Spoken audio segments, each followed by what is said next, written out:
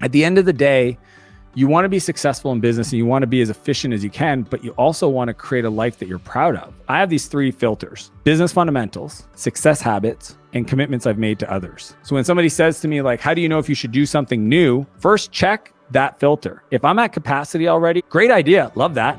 Not now. I got to go buy back more time. Based on my vision, is this a now thing or is it just a later thing?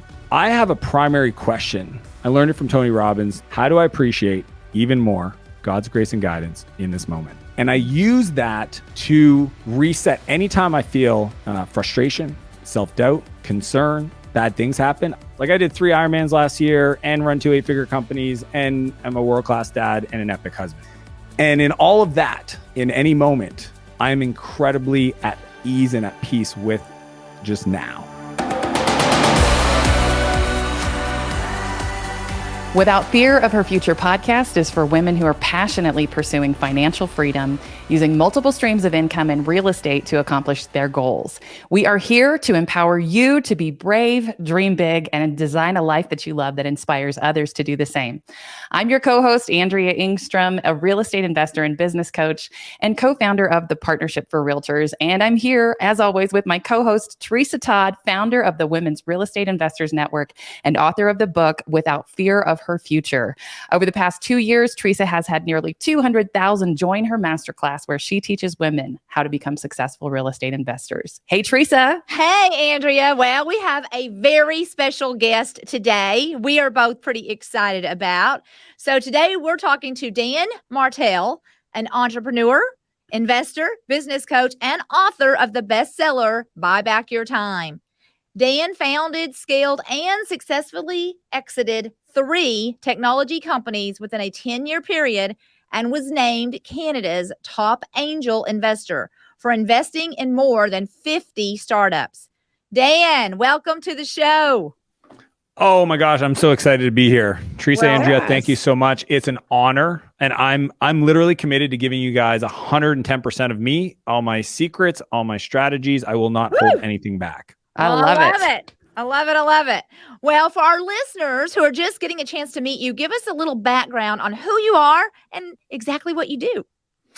Yeah. So here's what's crazy about my story is I actually grew up in a really challenging environment. My mom was an alcoholic. My dad was not home very often. I grew up in the East Coast of Canada. And at a very young age, I felt broken because I actually had like severe ADHD. I got diagnosed when I was 11 and put on Ritalin. And then I also had this temper, this like seeing rage. And I'll kind of skip forward into my teenage years, but essentially I got taken out of my home, put into the system, crisis centers, group homes, etc.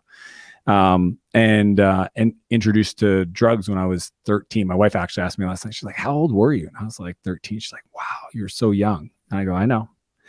And that just spiraled. Like I literally, for the next several years, just it kept getting worse and getting in trouble with the law and ended up in jail when I was 15. And then eventually found myself at 17 years old, drunk and high in a stolen car with a handgun sitting next to me, and took an exit off the highway and there was a routine roadblock. Wow. And I decided to run. And I decided to take off from the police and got in a high-speed chase and ended up in this neighborhood. And I saw an open garage door and I thought, I'll try to maybe can get in there before the police see me. And my plan was if the cops stopped me, I was going to pull the gun and let them do their job. Wow. And ended up coming into that driveway way too fast and just smashed into the side of the house. And it was great, like just airbag goes off. And I went for the gun. And for whatever reason, it got stuck.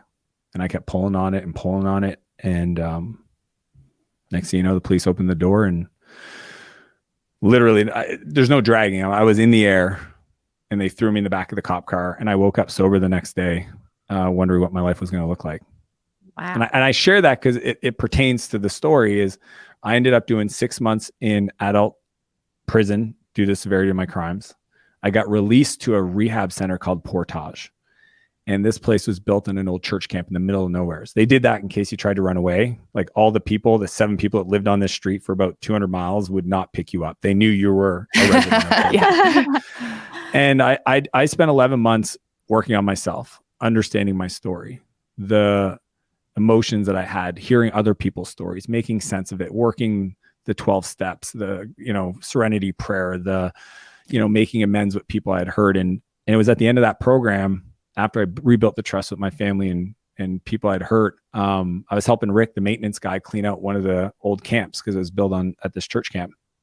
And in one of the cabins there was a room, and in the room was a 486 old computer and a yellow book next to it on Java programming. And I just opened it up and started reading it. I thought it was going to be like computer, hieroglyphics, like, what's computer programming code? What does that even look like? And it reads like English. And that's what fascinated me. And within 20 minutes, I got the computer to say, "Hello world." And I thought, Teresa, I don't know, I don't want to assume, but like, I thought I was the Doogie Howser of computer programming.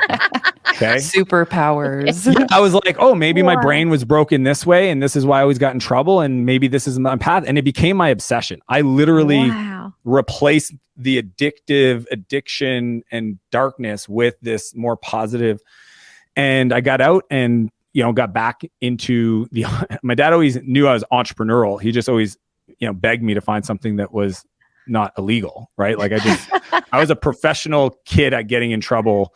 And then I just got into software. And so like all the stuff you shared is on the back end of learning how to write code at 17, 18, and just becoming obsessed and allowing myself to go on this personal development journey, which is called entrepreneurship. Mm-hmm. Like I'm here today because I was fortunate enough to understand my purpose and my why at a very young age.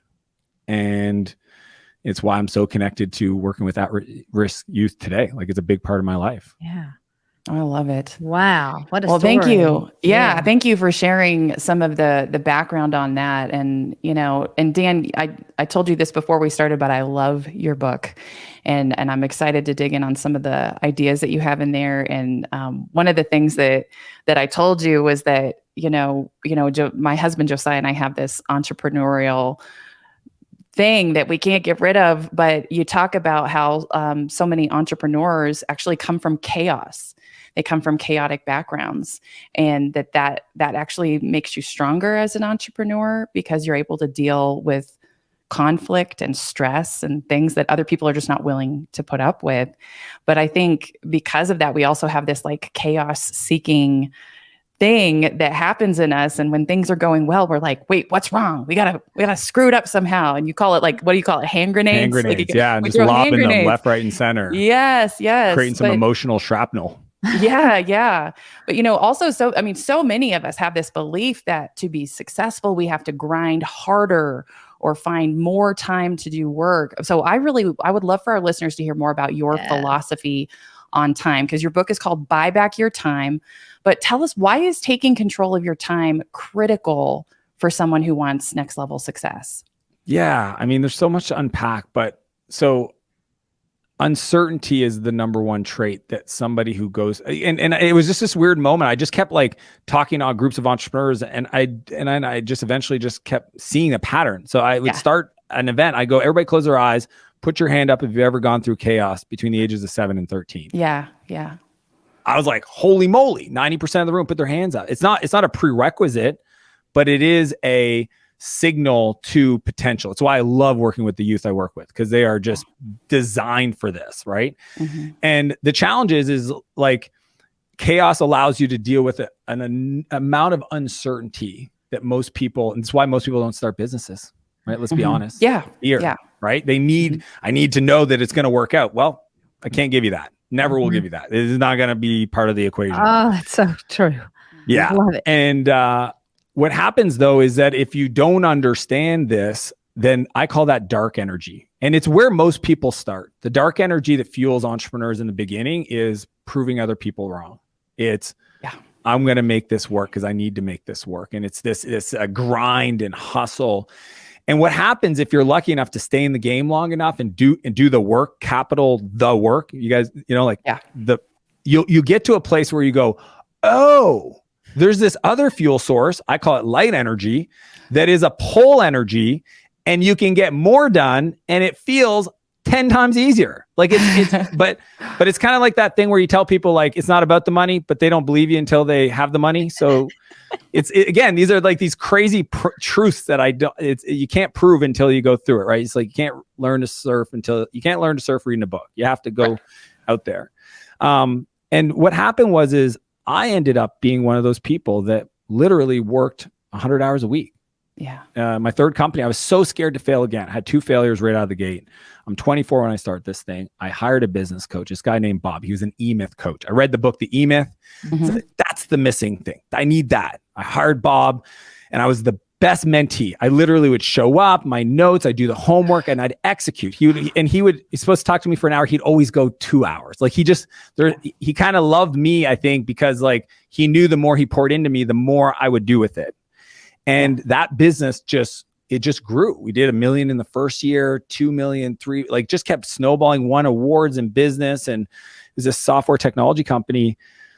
And year 4, I'm engaged to this woman I've been with for a couple years at that point.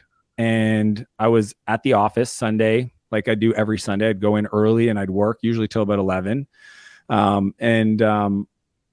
wife that morning said like, hey, we got this like birthday party thing going on. And I was like, yep. And I went to the office and I'm just in flow and I'm just loving it and grinding and processing my inbox and the paperwork. And all of a sudden I look up and it's 1:30 and I'm late. And I was like, my heart, I was like, uh-oh. Cause I remember she said we had something. Jump in the car, race home. We just bought this house. Okay. Been in there a month. I open the door. And I see her in the kitchen. And she's in tears. And she's beside herself. Like she just takes the ring off and says, I can't do this anymore. Drops it on the counter and leaves. Wow. And that was the last day. It wasn't the first time she'd ever told me how she felt, obviously, but she went to her parents' house and this is 7 weeks before our wedding. So my life just completely fell apart. And what's bananas is 3 months later, we get acquired. So I was living this life and I was telling myself, I'm doing this for us. I'm doing it for our future. I'm doing this for our future kids and all this stuff. And she's going, I don't want any of that. But I didn't know how not to do that. And here I was feeling absolutely empty inside. Like just like my identity was tied to my relationship, my business, and those things are now gone. And like, man, I went through a dark period. Like I had to go see a therapist. I was having anxiety attacks. It was like there was an elephant on my freaking chest.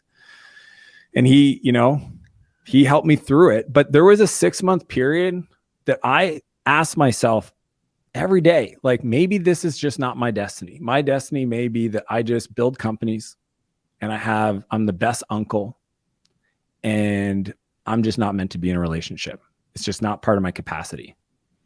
And I'm lucky. I decided one day to just get up and move. This was in the East Coast of Canada and I got up and moved to Silicon Valley.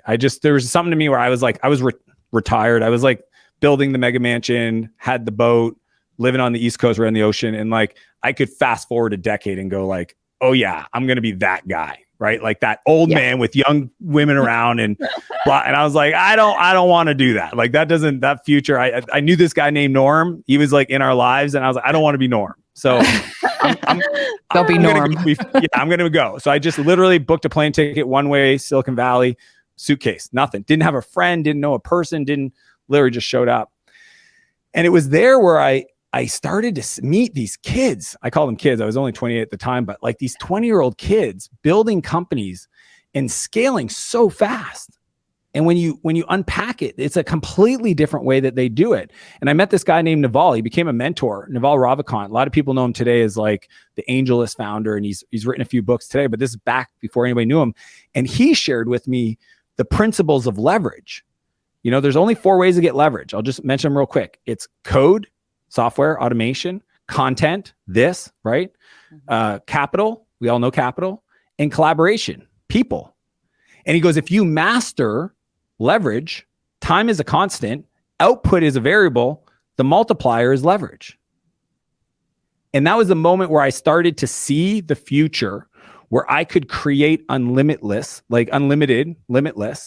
and be a great partner in a relationship, a brother, a friend, because I now had a process. So the buyback principle, like the core of it is, it's a first principle. It's mathematically proven, and we can unpack all of it. But the buyback principle states you don't hire people to grow your business. You hire people to buy back time out of your calendar.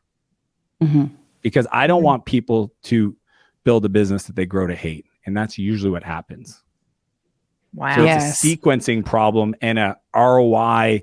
It's a reinvestment challenge that most people just aren't aware of. So they're making these decisions every day, every week, and it causes them to get to a place where they hit the pain line. Wow. Yeah, you talk about this a lot in your book, and the stories that you tell are they resonated so hard with me. And it's like stories about someone who started a business because they loved baking cookies, and then they start hiring people and they stop baking cookies, and they don't get to do the thing that they love anymore. They hire the baker because they think I need to get out of baking, but that was the thing that lit them up. Yes. So good. Yeah. So good. Well, I love the whole concept of this whole buying back your time. What inspired you to write the book on how to buy back time?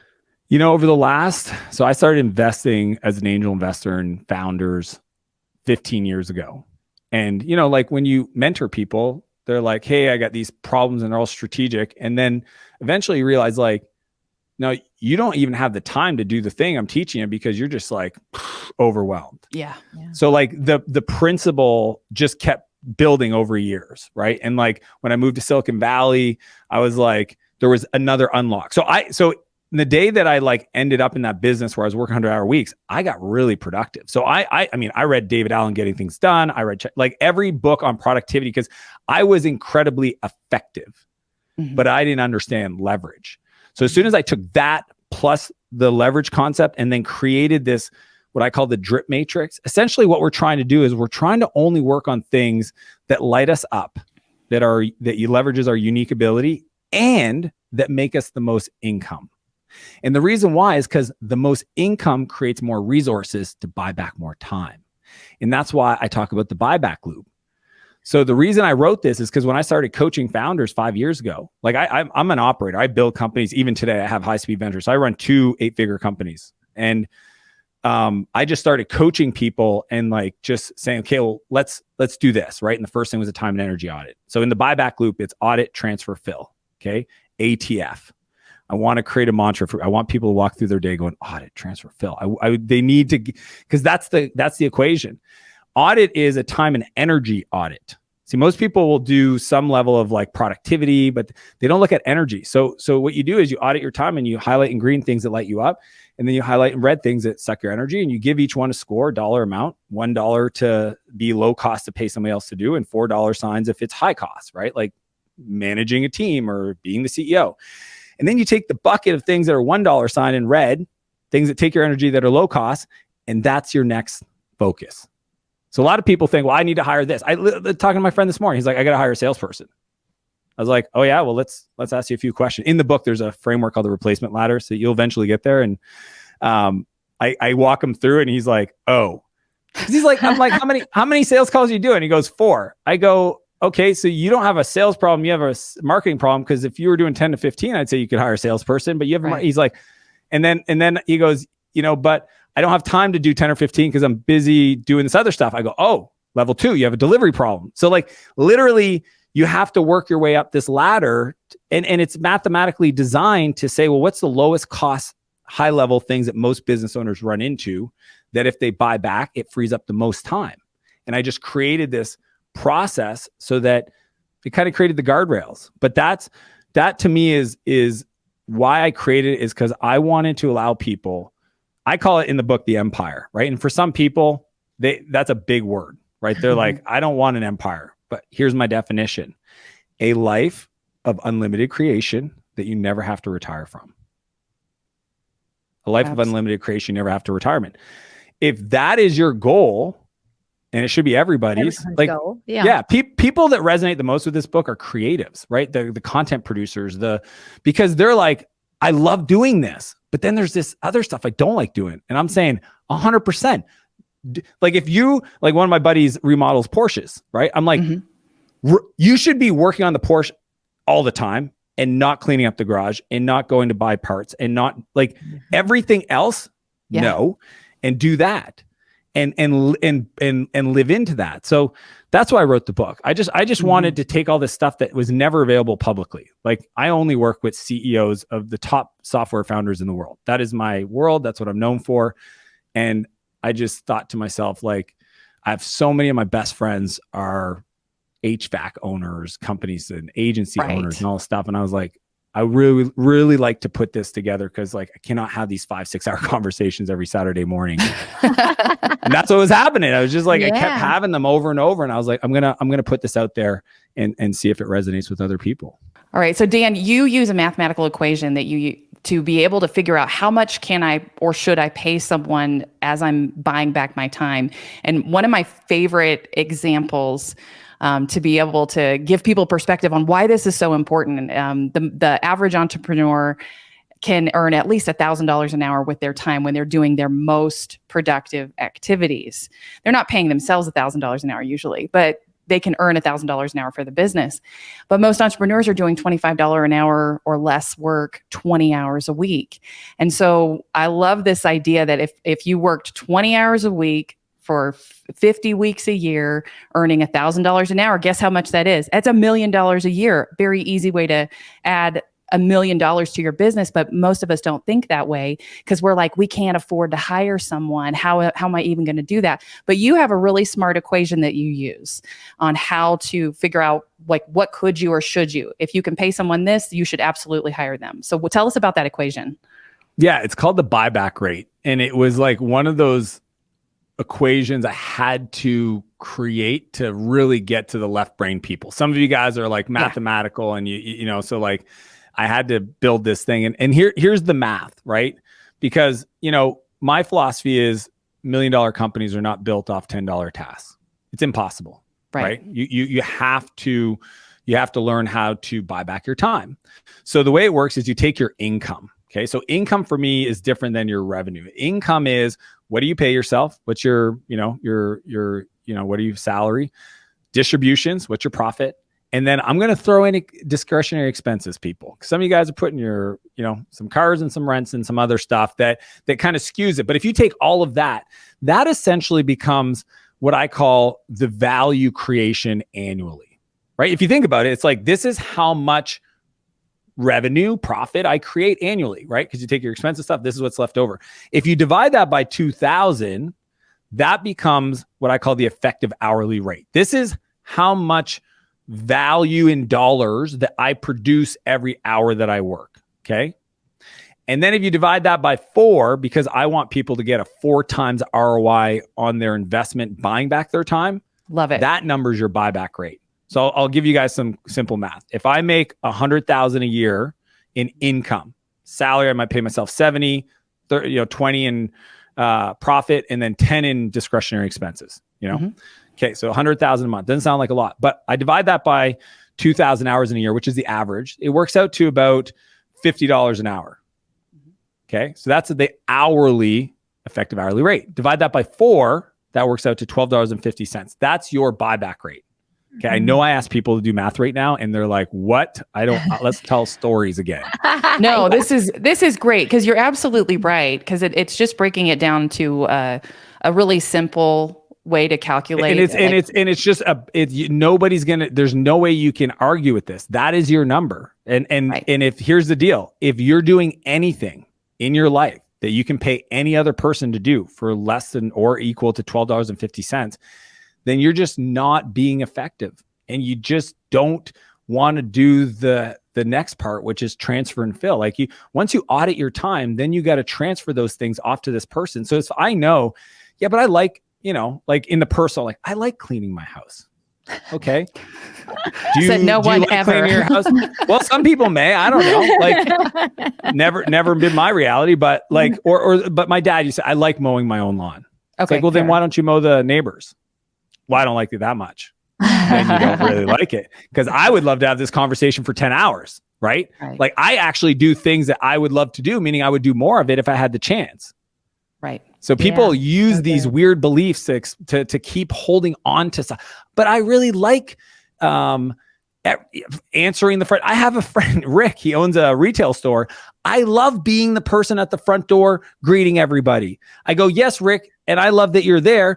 But what I don't like is that you're not working on the business and everything I order from you is 4 months late.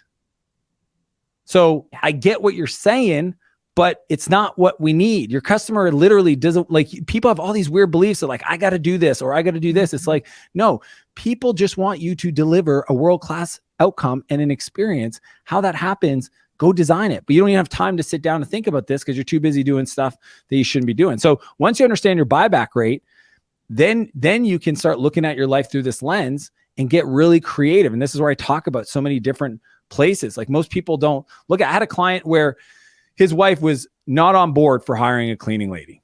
Okay. And I said, well, ask her why. Cause I've been doing this for a long time. I've heard it all. And he was like, she's scared what her mom's going to say. And she doesn't want the neighbors to think that she's too busy. She can't take care of her own home. She doesn't want that car sitting outside I don't want that car outside my front yard. And people thinking we're that family. All right. 2 things I gave him to share with her. 1, if she cares about her community, then she should stop being selfish because there's employment that could be created. This guy made $500,000 a year net. Like he easily could have paid $500 a week to have a clean lady. And his wife was complaining she didn't have time to go visit her friends and to go to the gym and to do all this stuff. So I said, 1, make it about employment and community and support. Because sometimes people will do more for other people than they'll do for themselves. Mm-hmm. Absolutely. And 2, just try it for a month. That's it. Just a test. We're not committing this long term. Let's just try it out. Let's just see how it feels. It went from once a week to twice a week. Like it was like very evident. And then guess what? Now we have this room to talk about meal planning and other stuff that person can support them on and doing their groceries and literally taking the stuff she thought she had to do that like once the person's in the house and you're like, my friend the other day, he's like, so you really don't clean your car? Because we have a house manager and she's incredible. And I go, dude, I haven't cleaned my car, put gas in my car in years. He's like, that's nuts. And he goes, I would like a house manager. I go, do you have a cleaning lady? He goes, yeah. I said, then just ask them to do it. What? I was like, because he just wanted somebody to clean the car. I said, the cleaning lady's showing up every week to clean your house and you could pay them for more hours, which she would be like, yes, I don't have to drive to a new house to then clean your car, which she drives a car she knows how to clean and she cleans her own car.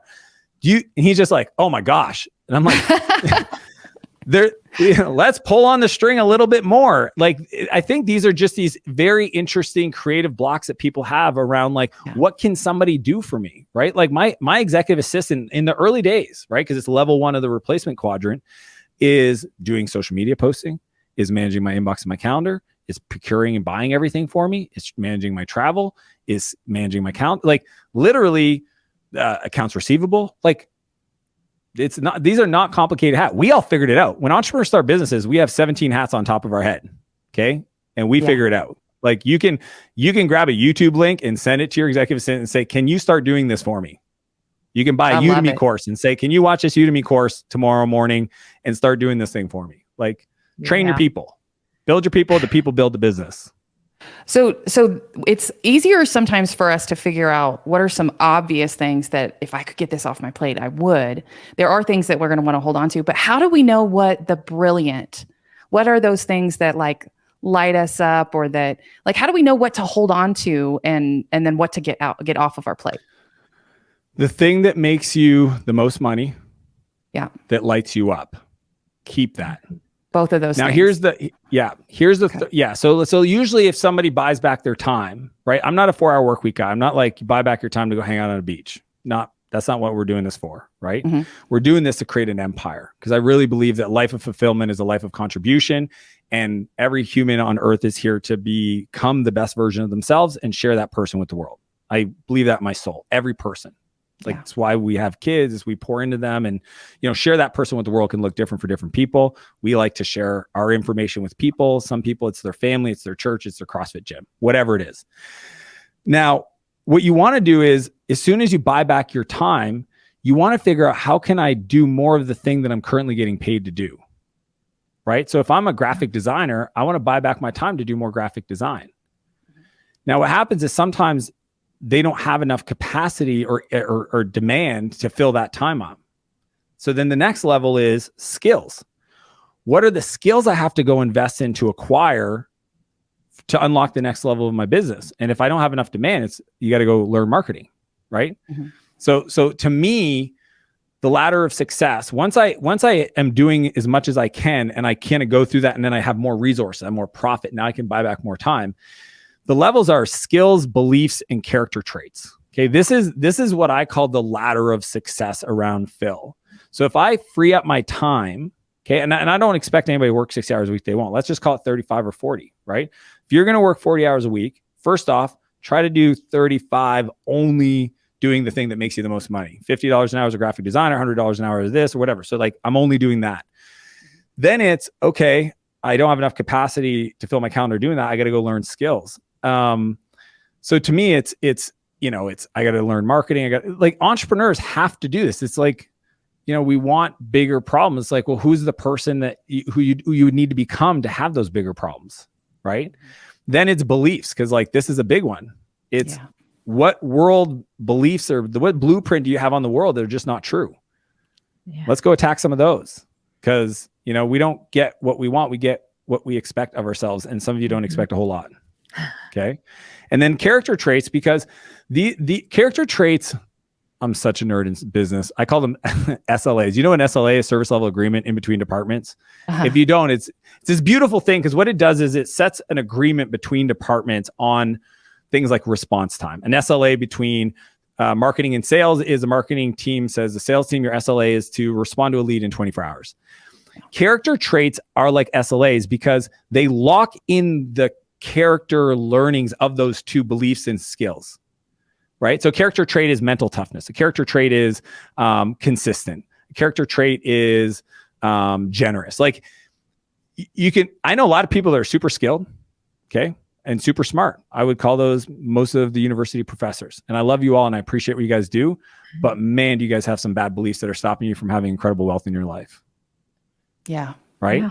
And they haven't built their ladder, their character, I'm going to get tenure so then I can work less and be lazy. Come on. This is what we're doing here. Like, this is how you contribute to the world. This is how you become the best version of yourself and give yourself to the world. No. So like, to me, that's the real buyback loop to audit, transfer. So audit your time and energy, transfer it to somebody else, and then fill it with one of, again, either things that make me more money and or one of those three areas to keep building. Like, I do the buyback loop like every 4 months, pretty much. I'm like at the point of growing and scaling. I hit capacity in my calendar every 4 months right now. And that's where I do the audit. I look at the buckets. I figure out, how do I get this stuff off my plate? And we move things forward. But and like, people are like, yeah, I'll just leave it at that. But there's a lot to unpack, because I think it's also in the book, you'll get to the preloaded year. It's also figuring out the rhythms for you, right? What is your rhythm? A lot of people don't understand, like, energy is a wave, right? Like, your week should have a rhythm, your year should have a rhythm, and you can design it that, again, I want to help people create a life they never have to retire from. Oh, I love that. Yes. This is so good. So good. Yeah. Well, Dan, tell us bigger picture. What is your business portfolio? And you're an investor, you're an angel investor, you invest in different things. Tell us about what your bigger picture looks like, so people can kind of get a feel for what you've been able to create with this concept. Yeah. I mean, so in a 10-year period from the ages of 24 to 34, I built and exited like 3 8-figure companies. Amazing. Okay. And I say that out loud, and it's kind of bananas. Okay. Yeah. Because I didn't plan it. When I moved to Silicon Valley at 28, I gave myself a decade. I like to plan in decades. I said, in 10 years, if I got to a place where I had a good idea and traction, and I could raise venture capital, and I invested in it, it'd be cool if I could exit it. Like, that was, anybody in tech and software, that's like the dream. Mm-hmm. And we did it in 2.5 years. Right. We got that company. Yeah. And then I did it again with clarity. Right. And even today, I've invested in 50 plus technology companies in my portfolio. Hootsuite, Udemy, Unbounce, Intercom, the chat software, like multiple billion-dollar outcomes. I was the first money in, right? That's my craft, right? And today, through High Speed Ventures, we invest so what I do today is I have SaaS Academy, which is the largest coaching organization for CEOs that run software companies. You name the software tool from ClickFunnels to Samcart to Jasper to everybody that you would know in software, I've coached the CEO. Like that's the one thing I'm known really well for. And then with High Speed, we're actually putting together a $25 million fund. Most of it's my capital. And this year we're going to invest in more of our early stage companies. So we have 3 programs and we help people in the earlier stage. And it's kind of obvious in hindsight. And it took me 5 years to figure it out. Like we built this SaaS Academy in 5 years, but just like doing that at scale. So I have my team at High Speed Ventures where we look and acquire companies, but I'm like, no, I want to go invest in the early stage because they're in my world, they're in my program, and we're going to help accelerate them. And what's crazy with like having now coached 3,000 CEOs of software companies and not most, but probably 300 exits, what we call a perfect exit. One of my clients, Alex Hyros. So a lot of people have heard of Hyros, or a marketing platform. He just exited for 110 million. They went public. Like now I've got this person that has time and I'm like, hey, do you want to come support these? You want to invest in the fund? Do you want to come support these companies? Like, and they're like, oh, that'd be awesome. Literally, it's this weird. And here's I just want to say this. There was never a master plan. I started a YouTube channel 7 years ago with just the pure purpose and goal is to document my beliefs and ideas for my kids. And I just put it all out there. Yeah. I said, if something ever happened to me tomorrow, I'd want to at least capture some of this. So I just started talking about life and purpose and all this stuff, and then ran out of stuff and I had to teach others. And I just kept doing software. Now I tell a lot more stories and stuff, but, I wake up and it's this belief on the future. I have in the book, I talk about the 10X vision map. I am very clear what my life looks like in 25 years, like crystal clear to the specific vision, like all the stuff, but detailed. And I'm disconnected from the how. And it's so liberating. Like I have no attachment or desire to sit down and map that 25-year vision. I only do the 12-month, right? I understand where I'm going in 5, right? I break it down into kind of 3, but 12 months is where I set kind of like more specific goals. And I still come from a place of clarity and certainty. It's going to happen without attachment to it not happening, because even the expectation can create so much trauma in our lives, right? Like if this book is success or not, I showed up writing and doing the work, and it is what it is. I would love for it to be, but if it isn't, that's cool. Right. So it's kind of cool I think people need to hear that from folks that are further along in their journey, say I wish somebody would have told me this sooner. Yeah. That you should focus on something big and definitely take action today towards it, but worry more about the standard and the routine and the lifestyle. Like this is what I just got off a call at one of my portfolio companies, David, and he was asking me, he's like, well, how do you know when to push more in your business or push more and you're kind of making bad trades? And I was like, look, dude, at the end of the day, you want to be successful in business and you want to be as efficient as you can, but you also want to create a life that you're proud of. So now you know, I have these 3 filters: business fundamentals that I try not to mess up, success habits, and commitments I've made to others. So when somebody says to me, how do you know if you should do something new? First, check that filter. If I'm at capacity already, the answer is no. Wait, it's not really no, it's not now. Great idea. Love that. Not now. I got to go buy back more time. And through that process, I'll create some space for me to then evaluate some different opportunities to decide based on my vision, is this a now thing or is it just a later thing? And I just, I think your audience would appreciate this specifically. I have a primary question. I learned it from Tony Robbins, Date with Destiny. Highly recommend it. I just got back from my wife, but I did it in 2016. And he teaches you the primary question.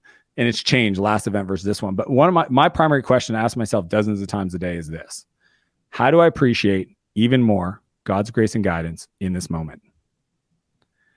And I use that to reset anytime I feel frustration, self-doubt, concern, bad things happen. I literally program my mind now. As soon as my buddy and I were going snowmobiling, well, it's snow biking, but most people wouldn't even know what that is. But we were in the backcountry.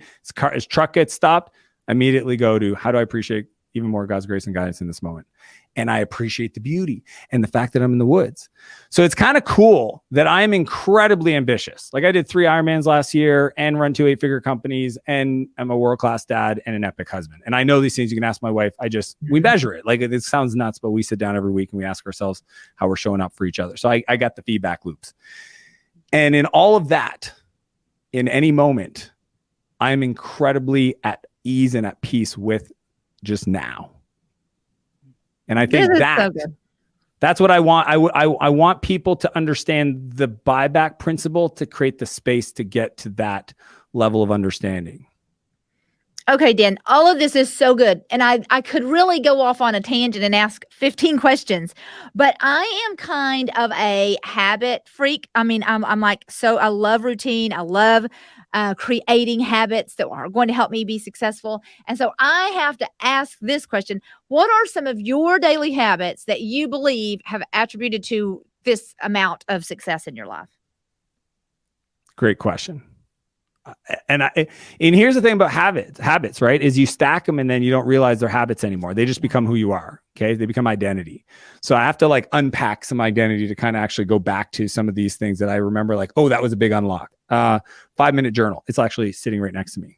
So gratitude journal every day. Because I learned a long time ago, the day I started writing things down, my life changed. Yes. It sounds crazy, but I really think that when we get our thoughts out of our mind onto paper, it creates distance of our beliefs and perspective to be able. So to me, journaling, 5-minute journal for me, whatever you want to use for you. I agree. Journaling huge unlock. is a game changer. Yes. Game changer. The other one is physical exhaustion. And I'll preface this. I think the way I've resolved it is that, because people ask me like, why do you do a lot of this stuff? And it's like, it doesn't have to be Ironman. It doesn't have to be Spartan races. It doesn't have to be ultras. It can literally just be failure to, and so like I tell everybody, if you just stop and do as many sit-ups as you can and then fail, like you're 30, 40, you're done. Wait 5 seconds and do 2 or 3 more. And do that one more time. Count to 5, count to 10, do 2 or more. In that moment, something happens inside your mind that just creates a sense of certainty and confidence and energy that you can't explain. Okay. And Eric Huberman probably has the answer for me and all these other people. But here's what I know. I exhaust my body to control my mind. That's why people go, I don't do it for the physical fitness. I actually do it for my mental health. And that shifted over the years too, because I used to start here and I thought it was for the physical fitness. I want to find a mate. I want to, look good. Then it's like, oh no, I actually do that to feel good and to control my thoughts and to tame the mind. So that one is a big part of me. I call it sweat every day, non-negotiable. Let me give you some nuances though, like some stuff that you wouldn't hear from other people. The primary question is one, right? So like asking myself that question, that's a habit that transformed my life. Mm-hmm. I would say the weekly meeting I have with my wife, unquestionably. So we meet every Wednesday for lunch and we have a structure, and it's things like, how have I showed up for you as a husband? And just the only answer I can give is thank you. There's no conversation. There's no discussion. It's thank you. But then she asked me, how have I showed up for you as a wife?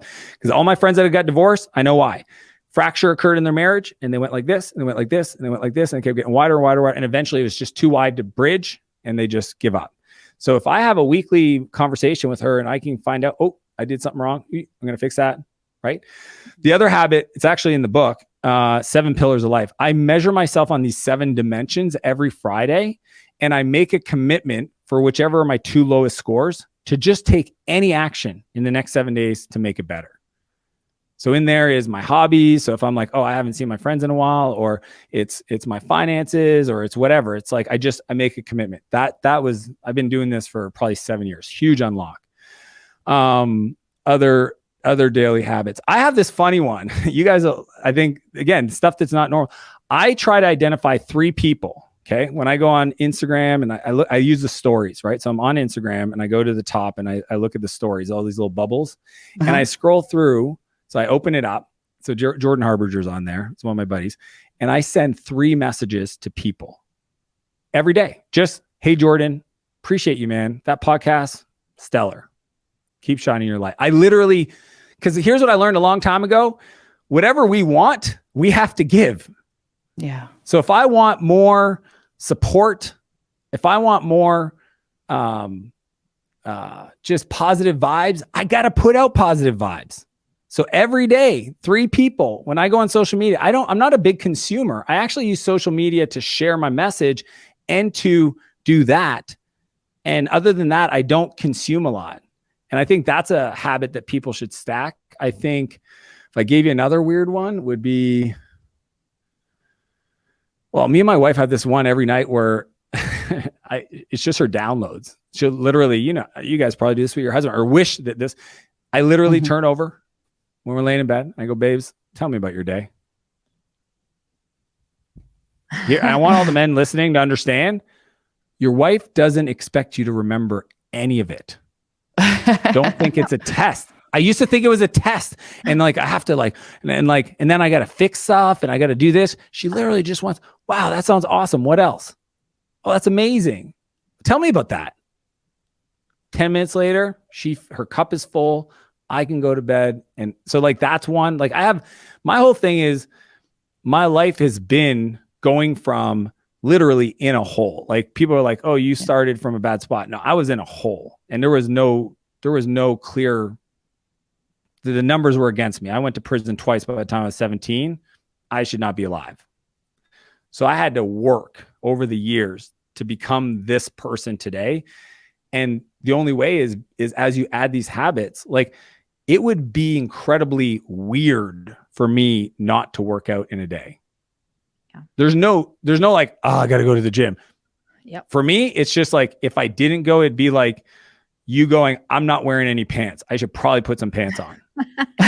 Yes. It's the same feeling for me, right? Because I've built this into my identity. I built it into my routines and my rituals, and it's kind of what it is. So I think a lot of people, it feels like a lot of stuff, and I'm just telling them just 1%, right?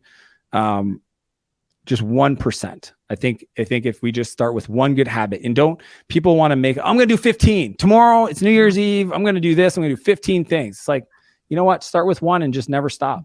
Yeah. Then once you feel good about that, do another one and never stop.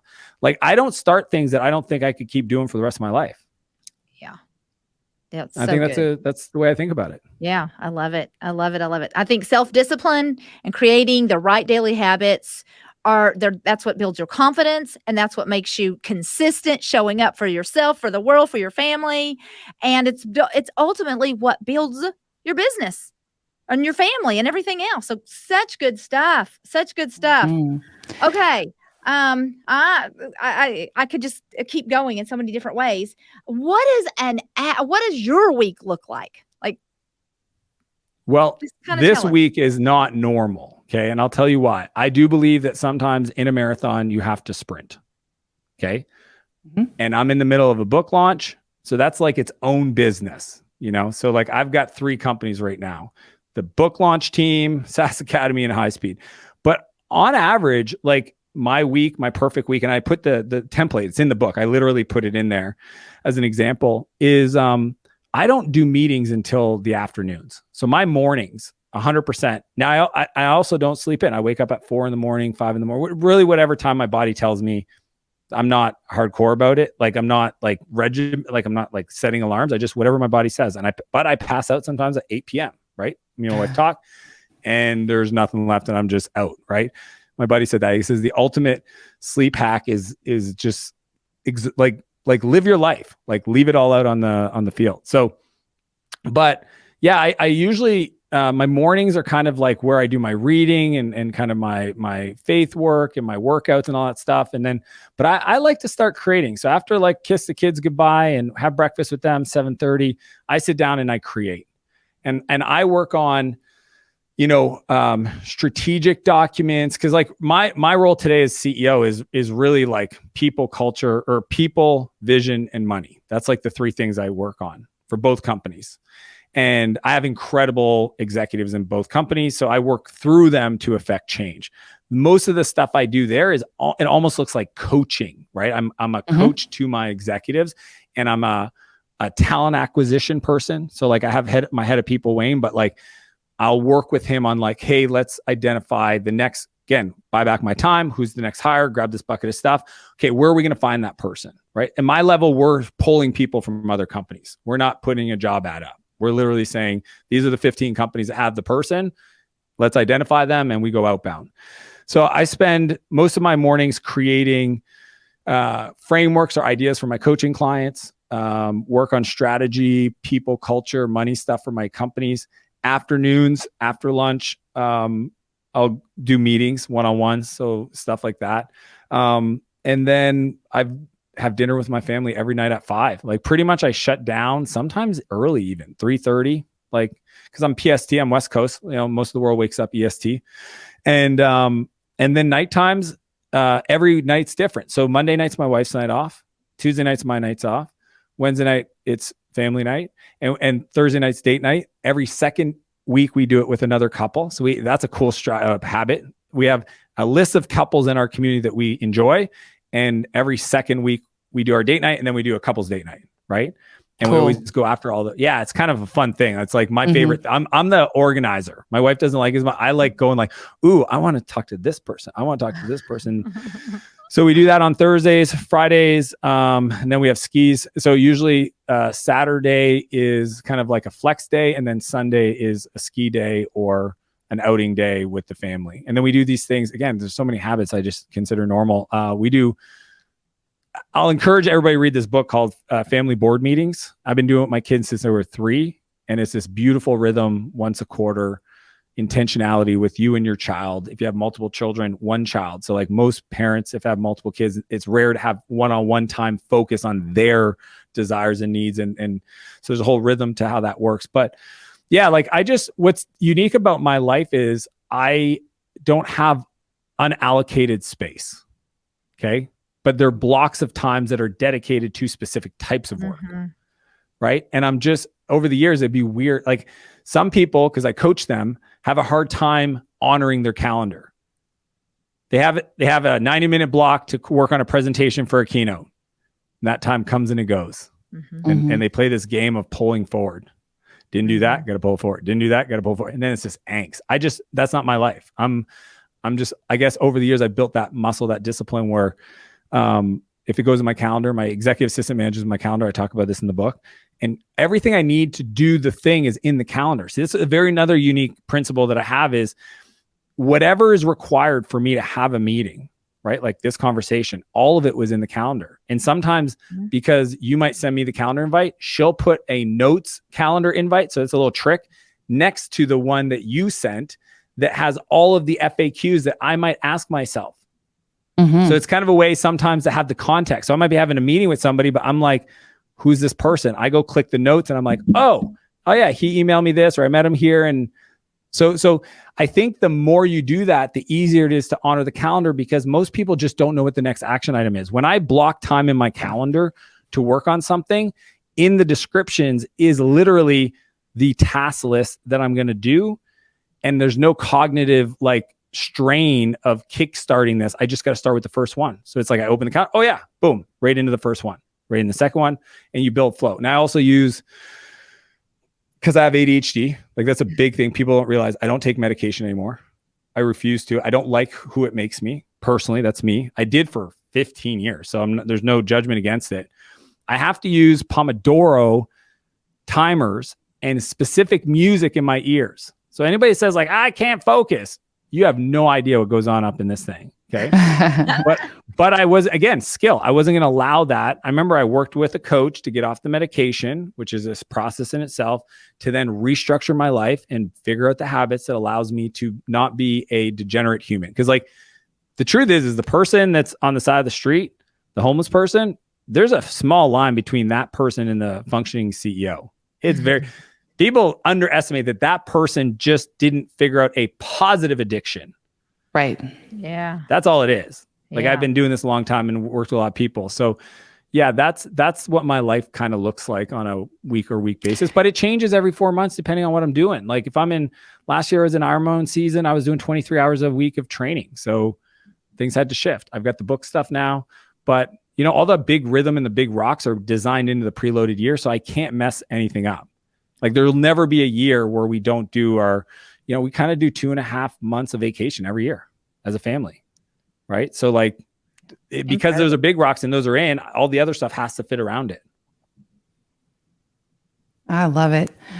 Well, Dan, tell us what you're most excited about working on next, and what are your goals for the future? Yeah, that's a great question. What am I because I'm so just having fun talking to folks like yourselves about this project, obviously. Yeah, this year, I'll be honest with you guys, because I promised to give you guys the real deal.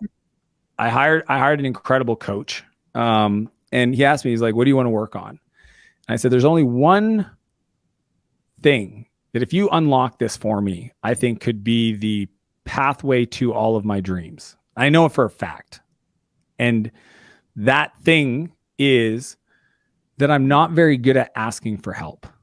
And what I mean that is, I gotta qualify. I'm not good at collaborating with others. I'm not good at the amount of times, literally, people say to me like, hey, Dan, I have this thing. I want you involved. And my response, because I'm so scared of like messing up, that I'm like, how about I just write you a check for $100,000? This happens all the time. I'd rather give you my money. Sounds crazy, but it's true. I'd rather give you my money than get involved, because if it doesn't work out, I don't want you to think it, like, I don't want you to think less of me. It's fear of rejection. It's like this weird thing. But when I look at all of my dreams, and I'll share this quote with you. I know that all of my dreams are on the other side of that, of being a better collaborative. My coach said, he goes, oh, so you're the guy that will throw the life preserver, the person drowning, but you won't jump in the water. Ouch. I was like, oh, you're good. He got me. And he's right. And the quote that really, I think, guides me is from Joseph Campbell. And it is, the cave that you fear to enter most holds the treasure that you seek. Yeah. Ooh.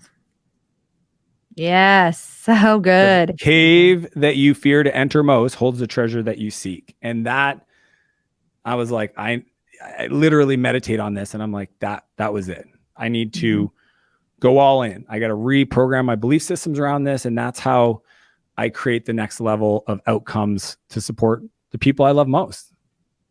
Wow. Well, I want to take just a minute to remind all of our listeners to get your book. Go on Amazon, Buy Back Your Time, Dan Martell. If you're listening to this conversation, I think you know that you need the book. There's just so much good stuff in it. And so, Dan, we always like to ask our guests for 3 takeaways. So what 3 things would you advise an investor or entrepreneur who is looking to be brave and grow, or is perhaps feeling stuck where they are? Few things. One is, you can't do a good deal with bad people. If you're an investor, this is like such a big one. And it's hard to do a bad deal with good people. So I want to leave that one. Think of that one, because I think the people part we don't talk about much as all of this, but it is so key, right? I would say another takeaway is that every person listening to this is capable of so much more. And I remember asking one of my mentors once, I was like, well, what are the things I can do to take off the limits? He goes, the question is actually your limit.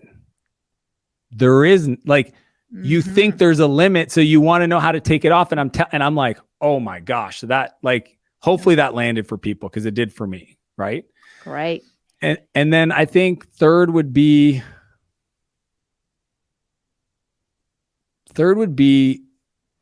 the idea of contribution, right? I think life supports those that support life. And there was a moment in my life when it all shifted to be less about me and my goals and what I was doing and more about other people. And that's when that light energy showed up and it just became effortless and limitless. And I wish I would have figured that out sooner. I'm glad the journey I went through, but I really hope people pick that up from our conversation because I think it could serve a lot. You guys are incredible. I just want to say that. Teresa and Andrea, you guys are Dan, you really promised great. at the beginning of our time together today to have like the best episode ever. And I have to tell you, I've been crying. I've been laughing. I'm on the edge of my seat. You gave me goosebumps. Yes. I've written down more than any other person I've interviewed on this show. I just want to say thank you so much for bringing it. It's an honor. Yes, I agree. I can't wait for our listeners to hear this. And it has been fire. So much just like, I love usable information. And that's what today was. It's actually stuff that I can apply to my life to not just be more successful, but to have a better life, to truly live a life we love. So thank you so much. You're great. Dan, I appreciate it. Thanks. I want to ask you this. If you could challenge our listeners to do one thing with what they've learned from you today, what would you challenge them to do this week? Go do a time and energy audit. Go sit down, look at your calendar. Like you just need to see it. Just highlight. You can look at your calendar and just like change. A lot of my clients that they just change the color in their calendar. If you're like a calendared person, just go change the color to green or red. And then look at all the stuff that's in there and just write down like, where's the $1 sign stuff? And then you'll know, you'll at least be aware. It's like, I know I don't make a lot of money maybe today, but gosh darn it. And that's crazy. Is like, get an intern, ask for help. You don't have to pay. Like when I started off, I didn't have money. I just was resourceful.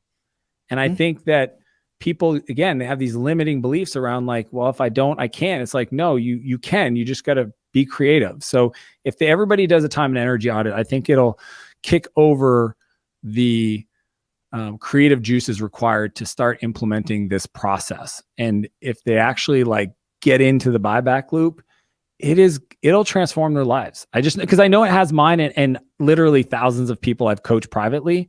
And I'm hoping a lot more entrepreneurs out there because, here's what's crazy. Entrepreneurs wake up every day to make the rest of the world a better place for every other person living in it. Isn't that beautiful?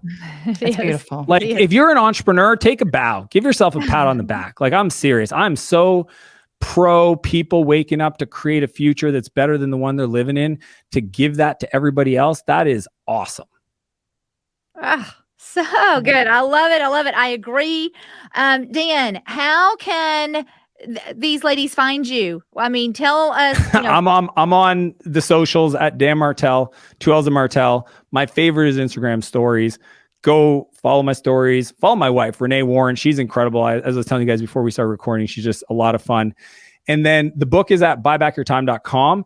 It is available everywhere, but at the site, I have the resources, which are the templates and the workbooks and the preloaded year and the audit. All this stuff is available, but my editor wouldn't let me put it in the book because they said it's not a university textbook. I'm like, all right, I'll put it as a resource guide, but it's available on that website. And I'm just incredibly grateful for the chance to share some of these ideas. Just say it again, buybackyourtime.com. Made it simple. It's the name of the book and it's the name of the site. Awesome. Well, Dan, thank you so much. To all of our listeners, if you've not already subscribed to the podcast, make sure to subscribe. We'd love to have you leave us an honest review. It helps our podcast robots know that we're making an impact. Tell us how much you loved Dan on our show today. Yes. And if you know you are ready to create financial freedom and build generational wealth, then check out the Without Fear of Her Future Masterclass. It's available at the link in the description of this video. Thank you again, Dan. Thank you, Dan. Absolutely my pleasure. Honored. Awesome. Well, on behalf of the Women's Real Estate Investors Network, I'm Andrea Engstrom, and this is Teresa Todd, and we're encouraging you to be brave and dream big.